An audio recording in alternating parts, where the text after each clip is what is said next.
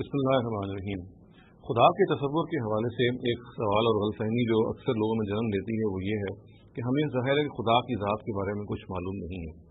اگر یہ ایسی بات ہے تو پھر کیا وجہ ہے کہ قرآن مجید خدا کو مذکر کی صیغوں سے خطاب کرتا ہے؟ یعنی ہم جب خدا کو یاد کرتے ہیں تو ہم جو مذکر کے صیغے ہیں وہ صیغے کہ جو مردوں کے لیے استعمال ہوتے ہیں وہ ہم خدا کے لیے استعمال کرتے ہیں، تو کیا اس کے نتیجے میں یہ رائے قائم کر لی جائے کہ خدا کی جو جنس ہے اس کے اندر یہی یعنی مرد ہونے کا پہلو پایا جاتا ہے؟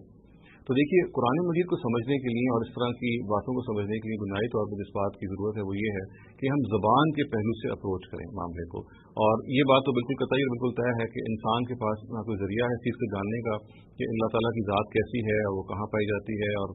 اس کی کیا نوعیت ہے، کیا حروف ضربہ ہے۔ ظاہر ہے یہ متشابہات کی نوعیت کی چیز ہے، اور ہم جب زبان کے پہلو سے اللہ تعالیٰ کو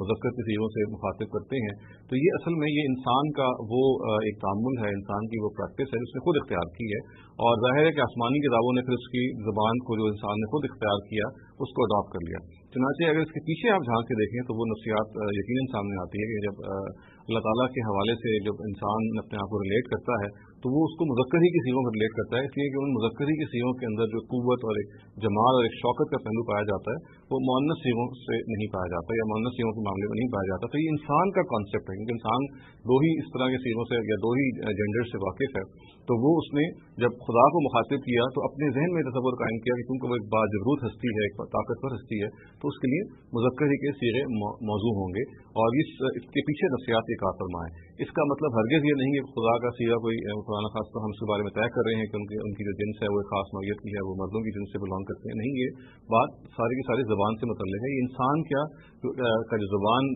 کا اسپیکٹ اختیار کرنا ہے یہ اس قبیل کی بات ہے۔ اور پھر یہ ہوا کہ جب ظاہر ہے کہ انسان نے زبان کے اسپیکٹ سے اڈاپٹ کر لیا تو پھر آسمانی کتابیں جب نازل ہوئیں تو انہوں نے اسی زبان ہی کو اختیار کر لیا جو انسان نے اپنے لیے چنی تھی۔ چنانچہ جب انسان نے زبان میں اللہ تعالیٰ کے لیے مذکر صیغے اختیار کیے تو پھر آسمانی کتابیں جب نازل ہوئیں تو وہ بھی چونکہ انسان کی زبان ہی میں نازل ہوئیں تو اللہ تعالیٰ نے پھر ان کو اسی صیغوں میں رہنے دیا جو کہ انسان نے اڈاپٹ کیا، اس میں کوئی تبدیلی نہیں کی۔ اور فی الواقعہ ہم یہ کہہ سکتے ہیں یہ معاملہ جو ہے یہ امور متشابہات میں سے ہے۔ چنانچہ ہم یہ دیکھتے ہیں کہ ہمارے ہاں جو آج کل فیمنزم کی تحریک چلتی ہے جس کے نتیجے میں ظاہر ہے کہ یہ سوال پیدا ہو جاتا ہے کہ جب ہم بہت سارے مذکر کے صیغے اختیار کرتے ہیں بہت سارے لوگوں کے لیے جبکہ وہ اس کے لیے موضوع نہیں ہے، تو اسی تحریک کے ذریعے سے ہمیں معلوم ہے کہ بائبل کے بارے میں بعض لوگوں نے یہ شی بائبل کا تصور دیا، اور جہاں جہاں اللہ تعالیٰ کے لیے مذکر صیغے استعمال ہوئے ہیں وہاں انہوں نے ہی کو کاٹ کے شی کر دیا، اور تمام دوسرے جگہوں پہ بھی اسی قسم کی جو فیمنائن جینڈر ہے یہ جو